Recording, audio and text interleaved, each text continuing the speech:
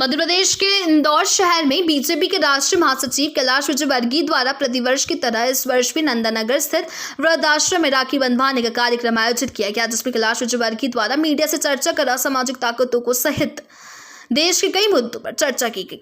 बता दें, इंदौर के नंदानगर स्थित वृद्धाश्रम में बीजेपी के राष्ट्रीय महासचिव कैलाश विजयवर्गीय द्वारा प्रतिवर्ष शहर के विभिन्न क्षेत्रों की महिलाओं, बालिकाओं सहित अन्य सामाजिक संगठनों से जुड़ी महिलाओं की रक्षा व सुरक्षा को लेकर निजी संस्था द्वारा कार्यक्रम आयोजित किया जाता है। आपको बता दें कि जिसमें कैलाश विजयवर्गीय द्वारा सभी से राखी बंधवाकर उन्हें सुरक्षा प्रदान करने को लेकर उन्हें आश्वस्त किया जाता है। कार्यक्रम के दौरान मीडिया से चर्चा कर उन्होंने विभिन्न मुद्दों पर पत्रकारों के सवाल के जवाब दिए हैं। इंदौर शहर मालवांचल सहित प्रदेश की आर्थिक राजधानी है और यहाँ पर काफी अच्छे फूलों की खेती होती है और आने वाले समय पर इंटरनेशनल फ्लाइट से किसानों की आर्थिक स्थिति काफी मजबूत होगी। शहर में निकली जन आशीर्वाद यात्रा को लेकर उनका कहना था कि कोरोना गाइडलाइन का पालन करते हुए ही सभी कार्यक्रम आयोजित किए जा रहे हैं और आने वाले समय में भी गाइडलाइंस का पालन करते हुए ही कार्यक्रम आयोजित किए जाएंगे।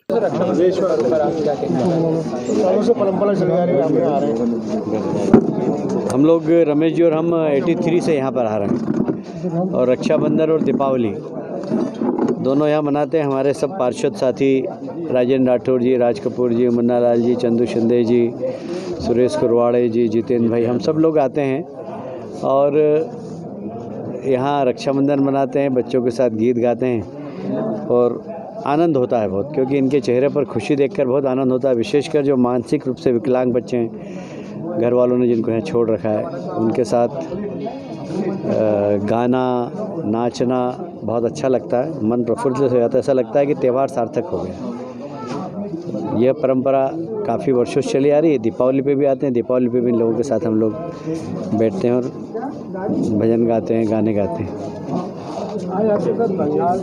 प्रतिबंध के दायरे में है, राजनीतिक आयोजन जारी है, तो कहीं ना कहीं ये दोहरा मापदंड आपको लगता है कि कुछ शिथिलता की आवश्यकता महसूस हो रही है? देखिए, मैं समझता हूँ कि कोविड के मापदंड को ध्यान में रखते हुए कोई भी कार्यक्रम हो उसमें कोई परेशानी नहीं, क्योंकि हमने अभी जो कोविड की सेकंड महामारी को जिस तरीके से झेला है, संभला है, अपने आप को संभाला है, शहर को संभाला है, प्रदेश को संभाला है, देश को संभाला है, तो तीसरी लहर की संभावनाओं को ध्यान में रखते हुए कोई भी कार्यक्रम हो, कम से कम हमें कोविड के मापदंड का पालन करके ही करना चाहिए, ऐसा मेरा मानना है। जम्मू कश्मीर से धारा 370 हटाने के बाद जिस तरह से 15 अगस्त पर लाल चौक से लेकर सभी पंचायत क्षेत्रों में तिरंगे का पूरा सम्मान के साथ फिर आया गया, यह प्रधानमंत्री मोदी जी की देन है, जिससे कि तिरंगा जम्मू कश्मीर में भी लहराया है। सौजन्यता की राजनीति तो होना चाहिए। हम तो चाहते हैं कि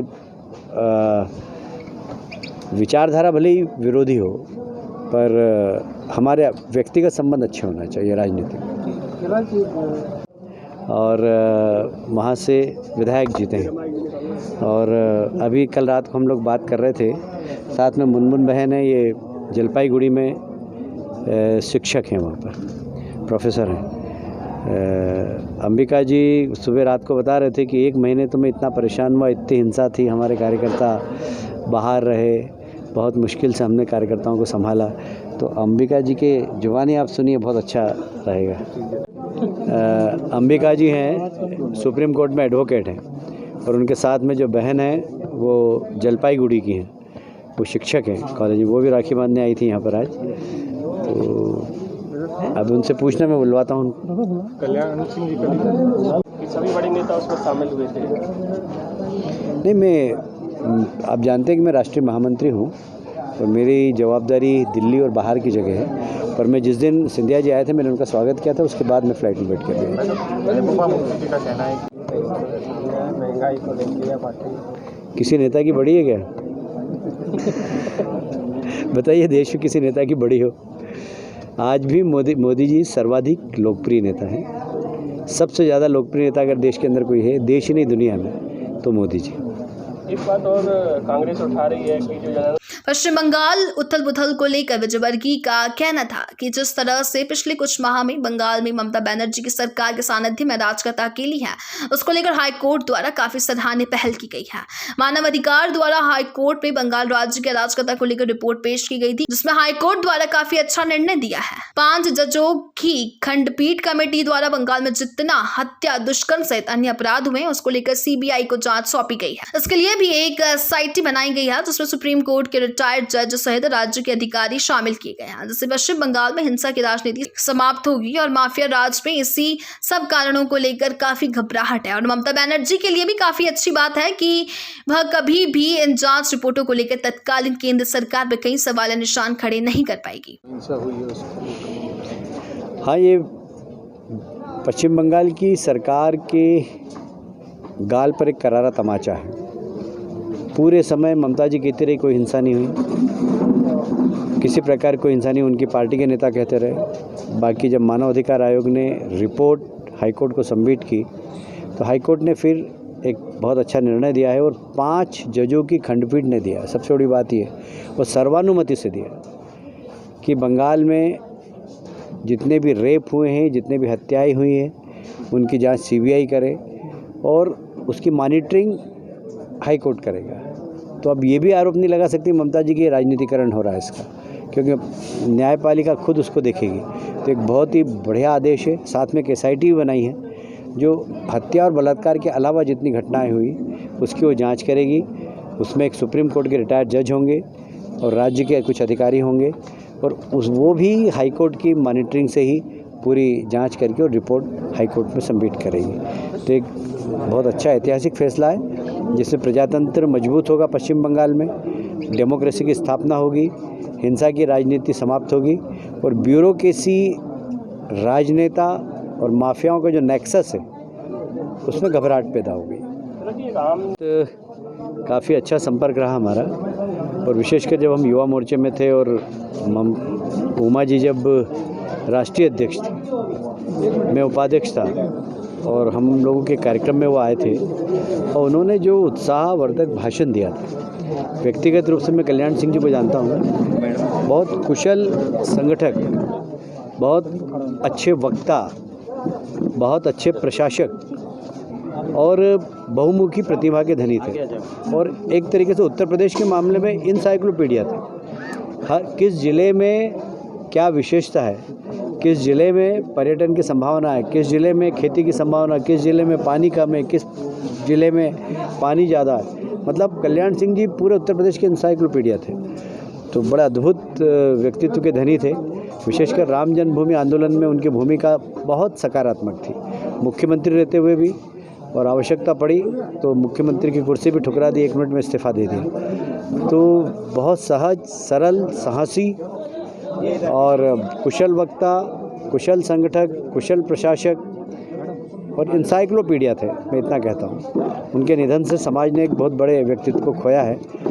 पिछड़े वर्ग के लिए उन्होंने सशक्तिकरण के लिए बहुत काम किया। लगातार उत्तर प्रदेश में पूर्व मुख्यमंत्री कल्याण सिंह स्वर्गवास को लेकर कहा कि कैलाश विजयवर्गीय का कहना था कि वह काफी अच्छे प्रशासक, बहुमुखी प्रतिभा के धनी थे। उत्तर प्रदेश की भौगोलिक, राजनीतिक और भौतिक स्तर पर काफी अच्छी जानकारी थी उन्हें और श्री राम मंदिर निर्माण में काफी अहम भूमिका में रहे। उनकी छाती देश कभी भी पूर्ति नहीं कर पाएगा। कहा जा रहा है कि अब अगले साल यूपी में चुनाव है, वहाँ की आपको नई जिम्मेदारी नहीं, अब देखिए ऐसा है कि राष्ट्रीय महामंत्री में किसी एक प्रदेश का तो हूँ नहीं, राष्ट्रीय महामंत्री देश का हूँ। तो सभी दूर जाना होता, अभी मुझे तेलंगाना जाना है, फिर मालदीव वगैरह जाना है। तो ऐसे अलग अलग स्थानों पर जहाँ पार्टी का काम होता है वहाँ हम जाते हैं। उत्तर प्रदेश में चुनाव है तो पूरी पार्टी वहाँ लगेगी, उसमें मैं भी एक कार्यकर्ता कैसे से लगूँगा। क्या आपने 2024 मिशन शुरू कर दिया है? आपकी गाड़ी पर लिखा है मोदी अगेन 2024 स्टिकर लगाए।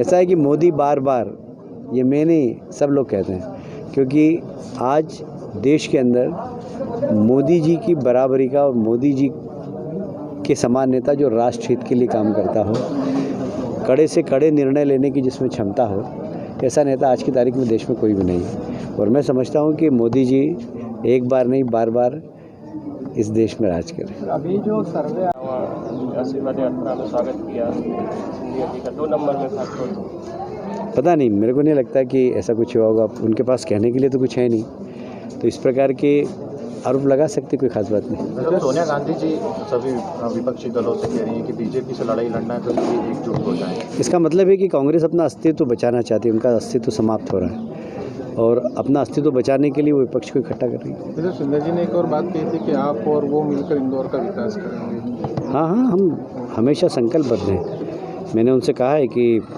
इंदौर में इंटरनेशनल फ़्लाइट चलना चाहिए, क्योंकि इंदौर के आसपास मालवा में हमारे यहाँ फ्लावर की खेती बहुत अच्छी होती है। विशेषकर मिडल ईस्ट में हमारे यहाँ के गुलाब के फूल का बहुत मांग रहती है, और हमारे यहाँ का गुलाब का फूल बहुत ही अच्छा होता है। हमारे यहाँ का और अजमेर का दोनों के गुलाब के फूल मिडल ईस्ट में बहुत, और हमारे यहाँ के किसानों को अगर एक्सपोर्ट करने की सुविधा मिल जाएगी तो निश्चित रूप से उनका आर्थिक स्थिति मजबूत होगी। सर, क्या धार्मिक इसी के साथ कैलाश विजयवर्गीय का कहना था कि जिस तरह से प्रदेश के कई जिलों में देश विरोधी नारे लग रहे हैं वह काफी निंदनीय है। प्रधानमंत्री मोदी जी के नेतृत्व में देश विकास और विश्व गुरु बनने की ओर अग्रसर है, लेकिन कुछ असामाजिक तत्व, नक्सलवादी सहित देश विदेशी फंडिंग से जुड़े तत्व देश का भला नहीं चाहते हैं। समाज को जागरूक होने की आवश्यकता है। इंदौर में जिस तरह से असामाजिक तत्वों द्वारा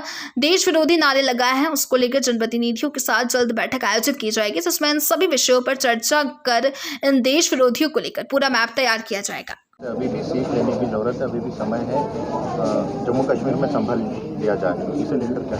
नहीं, ऐसा है कि उनके इस प्रकार के बयान से जम्मू कश्मीर में कोई फ़र्क नहीं पड़ता। सारी दुनिया ने देखा है कि अभी स्वतंत्रता दिवस पर जम्मू कश्मीर के हर एक गांव में तिरंगा फहराया। एक समय था कि लाल चौक पे तिरंगा फहराने के लिए डॉक्टर मुरली मनोहर जोशी को एकता यात्रा निकालनी पड़ी थी।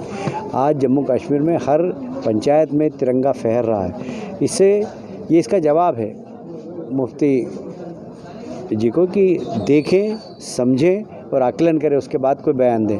अब उनके साथ जनाधार नहीं है। पश्चिम बंगाल में चर्चाएं चल रही थी, घोष जी को ममता बनर्जी ने। देखिए, हम तो इनसे सीख रहा हूँ बहुत कुछ। मैं काफ़ी प्रभावित हूँ किस तरीके से बिल्कुल शांत रहे कि लोगों का अंदर जाकर के जिस तरीके से काम किया है।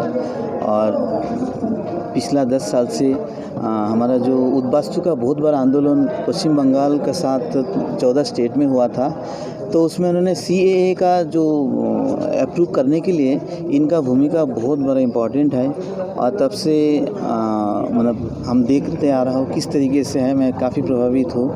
मैं इनका जो जिस तरीके से किया है, मैं सोचा मेरा अंदर भी इस तरीके से थोड़ा सा भी कुछ गुण आ जाए तो I would be very proud myself. Mukul Rai से कितना नुकसान हुआ जो धोखा दिया है भाजपा को? देखिए, मुकुल जी से सबसे बड़ा वो है कि he was national vice president, बहुत बड़ा स्थान में उनको रखा था।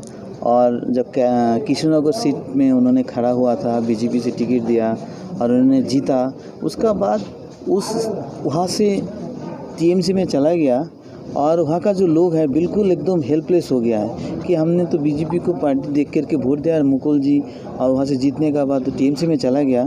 तो उनका जो लोगों का साथ बहुत बड़ा विच्छेद हुआ है। ये उनका ज़्यादा नुकसान हुआ है। और वहाँ का जो लोग है जो तो उनको बीजेपी को पार्टी देख करके वोट दिया था, तो सामने टाइम में पता लगेंगे। घटनाएं हुई, क्या सोची समझी रणनीति के तहत ये चीज़ें हो रही हैं? देखिए, प्रशासन को थोड़ा सा सतर्क रहने की आवश्यकता है, क्योंकि कुछ लोग चाहते नहीं है कि मोदी जी के नेतृत्व में देश विकास करे, मोदी जी के नेतृत्व में देश विश्वगुरु बने, और इसलिए बहुत सारी ताकतें इस देश में अस्थिरता फैलाने की कोशिश कर रही है। चाहे वो अर्बन नक्सल हो, चाहे विदेशी फंडेड ऐसे ऑर्गेनाइजेशन जो भारत में अस्थिरता चाहते हो, वे सब कहीं ना कहीं इस प्रकार के गतिविधियों में संलग्न है कि जिससे समाज के अंदर दूरी बढ़े, समाज के अंदर भेदभाव बढ़े, और इनको हवा देने का काम कर रहे हैं। प्रशासन सतर्कता से इसमें काम करना चाहिए, और मैं समझता हूँ कि इस प्रकार समाज को भी जागरूक रहने की आवश्यकता है। कल हम लोग जनप्रतिनिधियों के साथ बैठेंगे भी इंदौर में, और कैसे आने वाले समय में इस प्रकार की ताकतों को बेनकाब करें, इसके लिए हम सब लोग मिलकर काम करेंगे।